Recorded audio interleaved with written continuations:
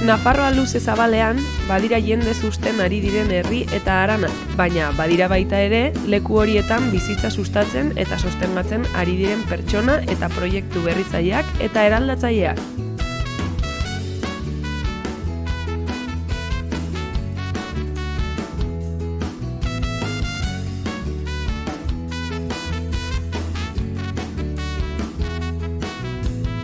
Gaur Uharte Arrakilera bueltatxo bat ematera etorri naiz eta, arrautzak, baina arrautzak norenak izango dira.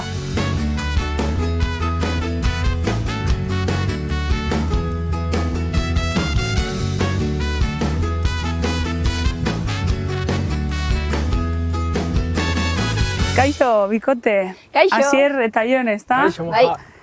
Non gaude, zer da hau, nago hemen kriston lekuan, ez? Bai, galduta, ez dakit nola iritsi naizen. Uharte Arrakilen gaude, hau Aralarmendiko magalean, Beriain atzekaldean. Bai, leku eder baten. Eta ze proiektu da hau?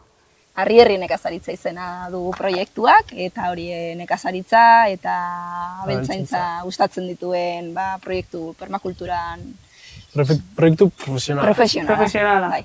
Pues profesionaltasunarekin kontatuko didazue zer egiten duzuen hemen. Noski.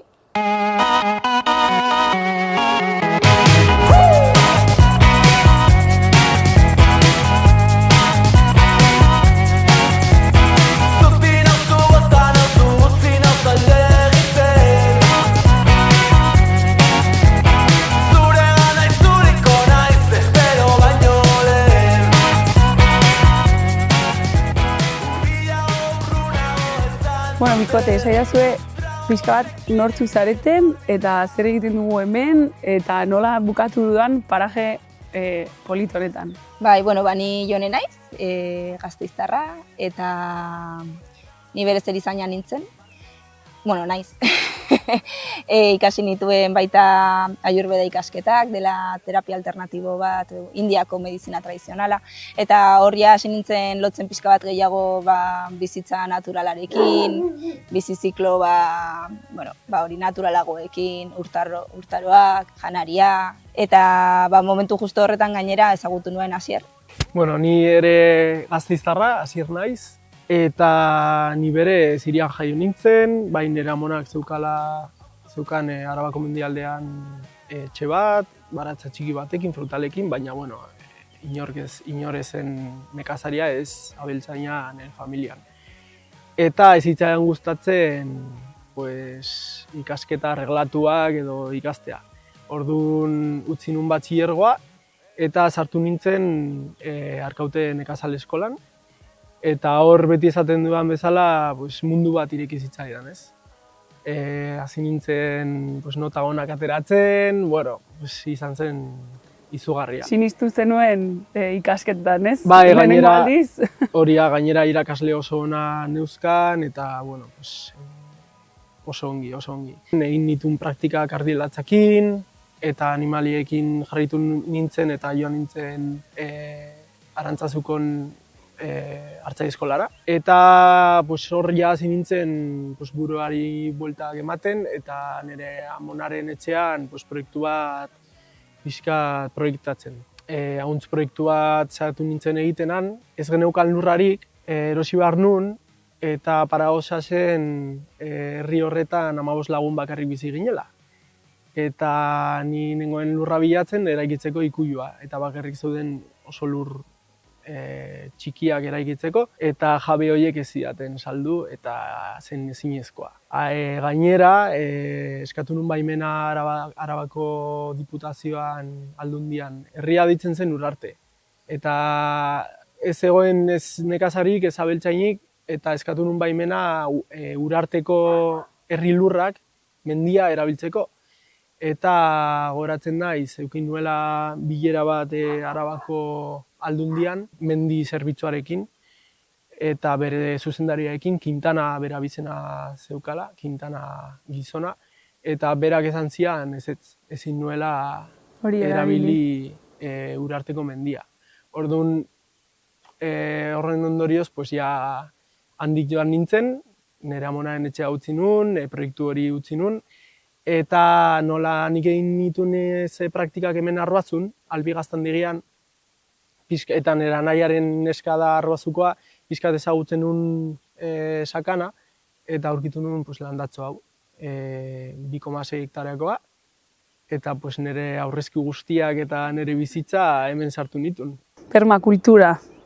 Nik entzun dut leku guztietan, entzuten dut egunero, eta gero inork ez dite azaldu inoiz zer den benetan permakultura. Eta zuek praktikatzen duzuela, aldia zuen eman azalpen bat, ezakit teknikoa, edo zuek nola egiten duzuen, edo baino zertan datza hitz hori eta praktika hori. 20. mendeko teknika agrikola bat da, eta batez ere da diseinu teknika bat. Hona etortzerakoan, hau zen larre bat, eta guk egin genuna izan zen diseinatzea, finka. Ez bakarrik sartzea hemen eta hala irauliko dugu lurra eta jarriko dugu baratza pentsatu barik.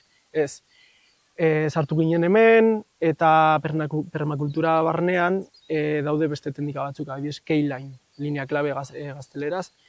Eta K-line adibidez erabiltzen da urak bideratzeko, egiten dira ubide batzuk, kuneta batzuk urak bideratzeko, jasotzen dira ur horiek baltzetan,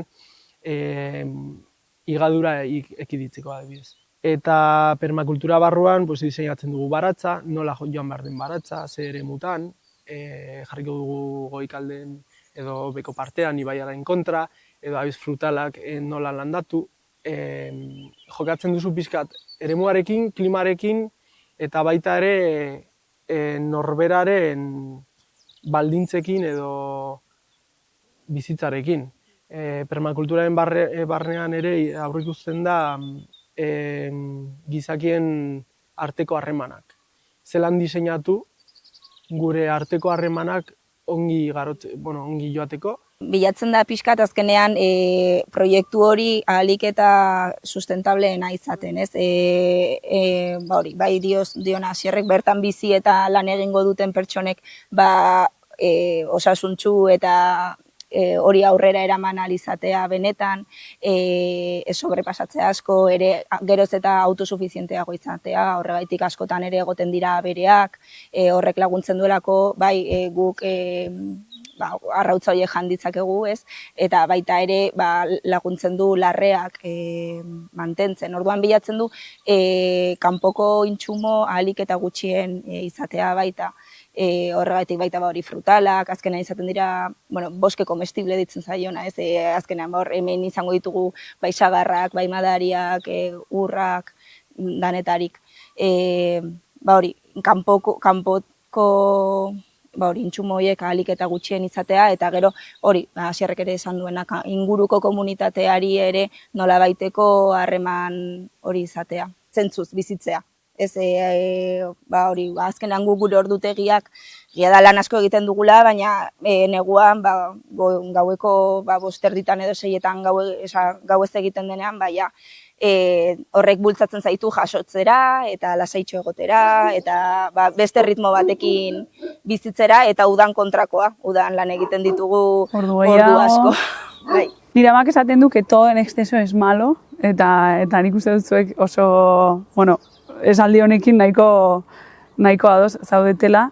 Jarriko gara beste paradigma batean, eta galdetuko dizuet, zuek gainera biak hirikoak izan da, eta aldaketa hori egin duzuela, nola imaginatzen duzue izango litzatekela zuen proiektua hiri batean? Zen hau bakarrik imaginatzen dut, edo futbol kanpo batean, edo horrelako lekuren batean, ez? Ordan, zuek hori imaginatzeko gai zareten edo zerbait guztiz imposiblea den? Hiritan badira proiektuak periferian.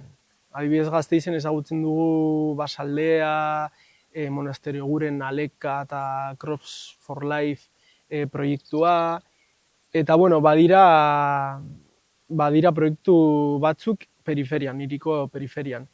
Baina gu rebindikatu behar dugu, ere herrietan egin behar dugula olako enprendimenduak, olako proiektuak, ze azkenean baserriak ari dira hiltzen, herriko bizitza eta erlazioak ari dira hiltzen, eta gure proiektua, ez dut ikusten hirian.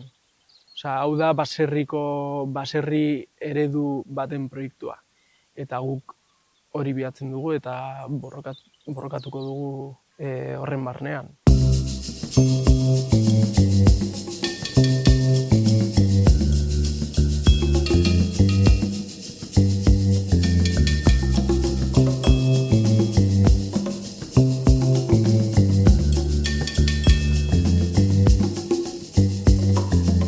Esan didazue, hau guztia zuek egin duzuela, zuek eraiki duzue, eta zuek egin duzu ere bai hor atzekaldean dagoen, ez dakit nola deitu, ez dakit zer den? Bai, urmael bat. Vale. Gertatzen dena grabaz beteta dago, horregatik ez dugu ura ikusten, baina hori urez beteta dago. Hau da urmael depuradore bat, ura garbitzen du. Orduan, hau da bilatu genuen modu bat, urzikinak baita aprobetxatu alizateko eta erabili alizateko. Ze hemen nabea eraiki genuenean sortu zen arazo edo gatazka bat izan zen komunekin, sukaldearekin, urzikin, hoiek guztiekin, zerekin. Azkenean leku hauetan ez da iristen saneamendu sistema eta orduan jende gehienak egiten duena da fosa septibota jarri eta orduan noizan behin etorri behar da kamioi bat, hori kakazkin guzti hori eramatera eta galtzen dugu. Eta orduan hori bueltak ematen egon ginen eta aurkitu genuen modu hau egia da badagoela lehenengo fosa septiko bat, baina dauka filtro biologiko bat eta horrek egiten du nola lehenengo digestio bat eta gero ur semizikin horiek sartzen dira handikan eta pasatzen dute graba guzti hauek, baita badaudela landareak laguntzen dutena lan honekin eta orduan hemendik ja ateratzen da urgarbia. Eta urgarbi hau botatzen dugu baltsa honetara eta horrela ur hauek aprobetxatu daitezke eta ez dira beste hondakin bat bihurtzen. Urzikinetaz gain baita egin genuen bai txabolako eta bai nabeko urak bildu, hori ere... Teilatuko urak. Hori da, teilatuko urak. Hori da urak kultibatzea, ez? Pizka bat. Bai, modu inteligente batetan, hori, aprobetxatu alizatea. Hemen azkenean badaukagu ur txoko oso polit bat, animali guztiei gustatzen zaiena pila bat, bai gurei, bai txakurrek hemendik edaten dute, baina urtebete darama bakarrik eraikita, eta ja ikusten dira atera direla landare pila bat, baina ez bakarrik landareak, baizik eta animali basati pila bat ikusten ditugu, bai libelulak, bai igelak, bai hori tritoiak, Zoriak etortzen dira edatera, bai. Azkenean nolako proiektu baten bilatzen duguna da bioaniztasuna potentziatzea atope, bai, topera. Gero komeni zaigu, baratzean plagak ez eukitzeko, harrapakariak egoteko, eta hola. Orduan, gainera, olako baltzek errazten digu pixka bat ureztatzea landa, ez? Adibidez, dira gotero bezalakoak. Baltzak daude eraikiak bertako buztinarekin. Guk egiten duguna da, ekarri genuen retoskadora bat, eta bere pisuakin zanpatzen dugu buztina. Eta bilatzen dugu impermeabilizazio altua. Baina ez da eguneko eguna. Beti galtzen da pixka bat.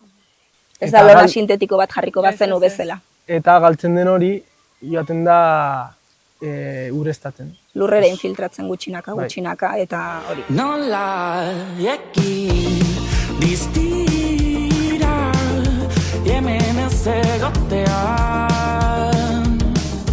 bihar izan senti. Etorri gara onaino, jetxi gara pixka bat, eta ikusten ditut daudela frutalak, baina ez dakit zeintzuk diren eta ze fruta ateratzen duten, ez ezer. 2018an egin genuen frutaren landaketa bat, eta gutxi gora bera 200 bat sartu genitun espezie ezberdinetakoak. Ezatu ginen bertako baritatea sartzen. Adibidez, beintxala baieneko baritate batzuk, zaharrak eta oso ongi egokitu dira. Adibidez, hemen atzean daukagu dasken gozua baritatea, eta da itzugarria. Adibidez, eraman ditugu azoketara eta asko gustatu zaie bezeroi. Baita ere sartu genituen urritzak, guk egindakoak, haziakin edo erosiak, baita ere entxaurrak, baritate zaharrak, eta aranak ere, mispirak, udareak, aurten sartu ditu beste 200 bat frutal, beste baritate zaharrak, sagarrak ere. Eta zer ikusia dauka, ikusten dut daudela, oioak eta gero frutal batzuk, eta gero berriro oioak eta gero beste, orduan horrek, imaginatzen dut, diseinu horrekin zentzua daukala, ez? Baina zergatik dago horrela sakabanatuta. Bai, azkenean hori bilatzen duzuna da, eredu honetan, lehen esan dugun bezala dena sinergia bat bilatzen duzu, ez? Ez da bezala jarriko bazenitu bezala, oiotegi finko bat iskina batetan, eta gero landatu 200 zuhaitz segidan, eta azkenean gauza guzti hauek bata besteari onura ematen diote. Orduan, finka guztian zehar badaude zuhaitzak landatuta, horrela bakoitzak badauka ere bere espazioa, zuhaitzen artean landatu ditzakezu bestelako landare batzuk, romero, lavanda, loreak, borrajak, danetarik, horrek biodibertsitateari ere asko laguntzen dio, eta gero egiten duzuna bereekin, bai lau oiategi mugikorrekin eta bai dauzkagun bibeiekin pastoreo rotazional bat. Hori zer esan nahi du, joaten garela animaliak, bakoitzak behar duen einean mugitzen.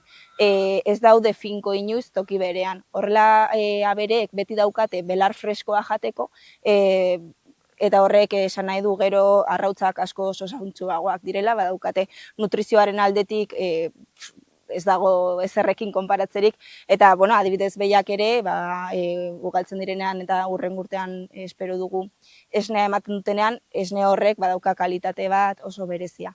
Orduan, horiek jaten dute belarra, eta aldi berean beraien gorotzekin uzten dute lurra ongarritua, hori da. Eta orduan horrek laguntzen du, bai, belarrari fuerteago azten, eta geroz eta belar gehiago zaude eukitzen duzu, urteak pasa heinean, belar gutxiago izan beharrean, eta zuhaitzei baita zuhaitzak ongarritu egiten ditu, eta gainera oioek bereziki, zelan beraien hankekin lurrean zizareak eta larbak bilatzen dituzten jateko, zuhaitzei plaga asko kentzen dizkiete. Adibidez hori, sagarrondoaren karpokapsa eta daretarik. Orduan guztiak bata besteari onura egiten dio.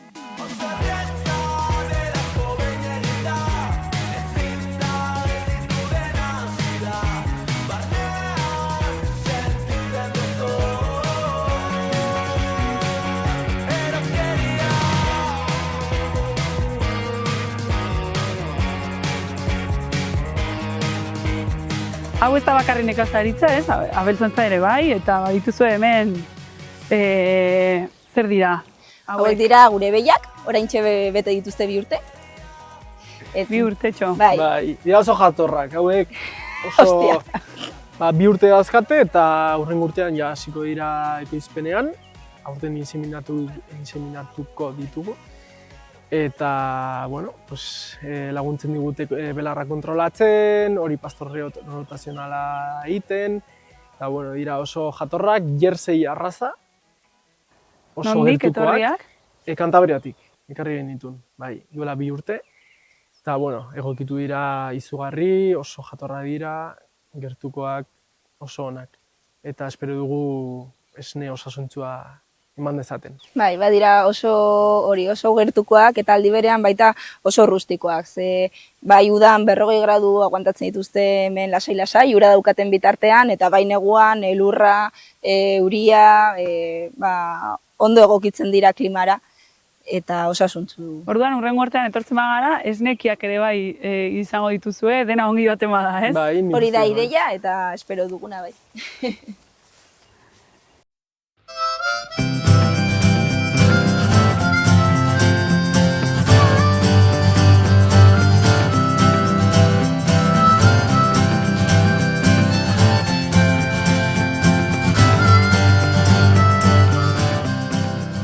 Berotegiak, esan duzue, zuek egin zen dituztela, nola egiten da berotegia eta azkenan ze lortzen da honekin?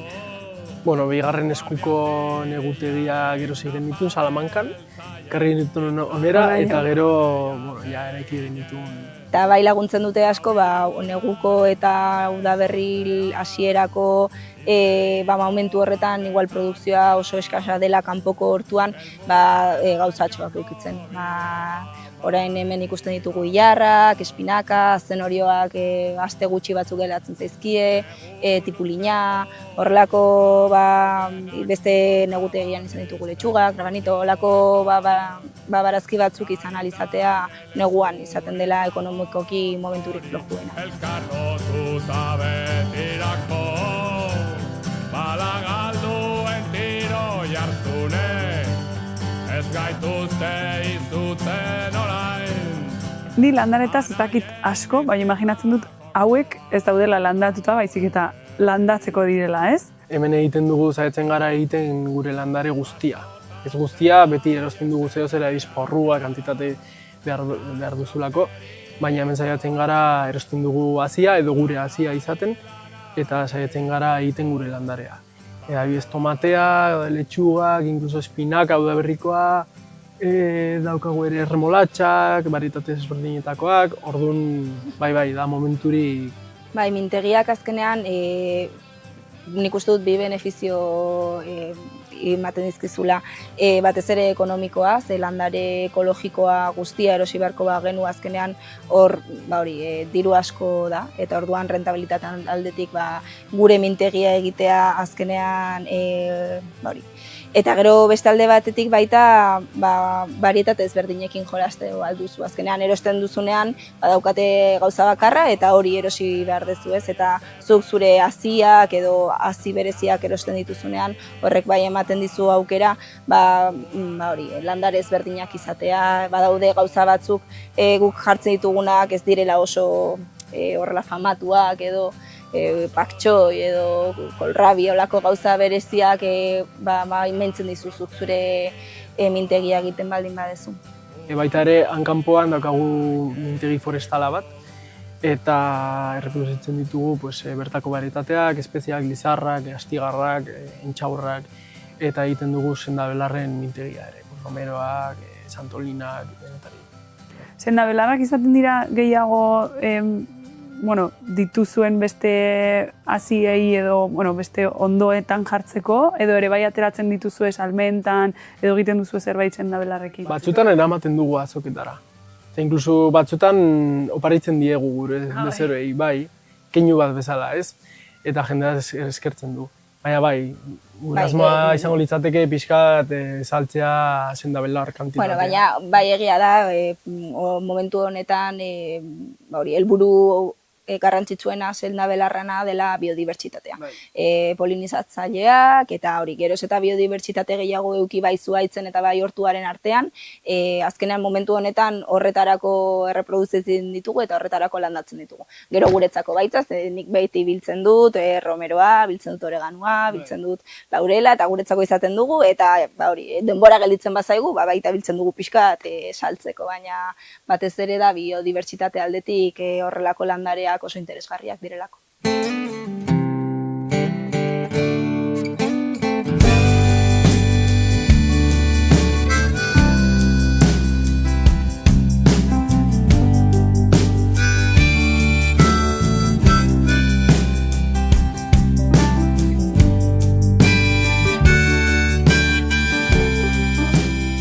Lehen aipatu duzu ere bai, biak zaudetera orain autonomo bezala eta soldata ateratzen duzuela hemendik. Orduan egingo dut galdera, nik uste dut oso garrantzitsua.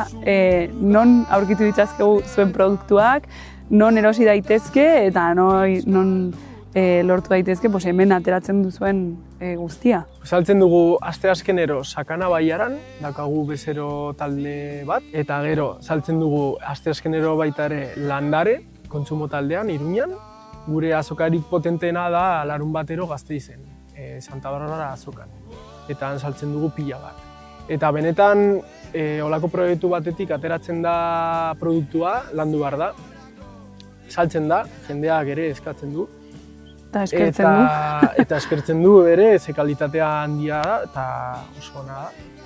Eta zenbakiak ateratzen dira ere. Gauza da, bueno, eman. Gauza da, zenbakiak ateratzen dira, eta dirua ateratzen duzula, baina claro, inbertsioak oso potenteak dira. Gaur egun pues, materialak oso garestiak dira, obrak egin behar baituzu zerotik, pues, bada dirua. Orduan, momentu honetan ateratzen dugun guztia, eta ateratzen dugu, baina inbertitzen Proiektuan. Bai. Da animatu jende gazteari merkatuetara erosten joatera ze, bueno, badakigu azkenean dauzkagu bizitza pixkat zoroak eta ez daukagu inoiz denborarik, baina azkenean horrelako erosketak egiten hasten zarenean, ez? Bai, merkatuetan erosten harategia eta bertako produktua pixkat zure bizitza guztia aldatu egiten da, nolabait hasten zara sasoiko barazkiak ezagutzen, sasoiko frutak ezagutzen, eta orduan urtean zehar ere ezberdin sukaldatzen duzu, ikasten duzu tomatea eta kalabazina bakarrik udan daukagula, eta ikasten duzu baita seguruenik sukaldatzen ikasiko duzu, ze beharrak emango dizu ez. Merkatuan hau bakarrik baldin badaukat saltzen, hau erosiko dut eta ikasiko dut borraja bat nola sukaldatzen den. Eta hori, jende gazteari animatzen beldurrik ez izaten, gero guri adibidez galdetu, hau zer da, nola sukaldatu behar dut, lotxa hori pixkat kentzen, hori pixkat animatzea, ze azkenean gure bezeroen portzentai handia jende nagusia da bai. Ni ez naiz Gasteizkoa, Lizarrakoa naiz, baino joango naiz noizbait zuek bizitatzera, eta mi esker parajea guztia erakustagatik, oso interesgarria iruditzen zait beti mundua, beti hori gazteak gaude pixka bat aldenduta eta gaude gure gauzetan sartuta, eta espero dut urte asko eta egiten dituzuen inbertsio horiek aurrera joatea eta hemendik urte askotara hemen jarraitzea. Ongi, eskerrik asko. Eta berriz jekiko badire, iazko eskualdunen mendire, tirano bage, izaiteko libre.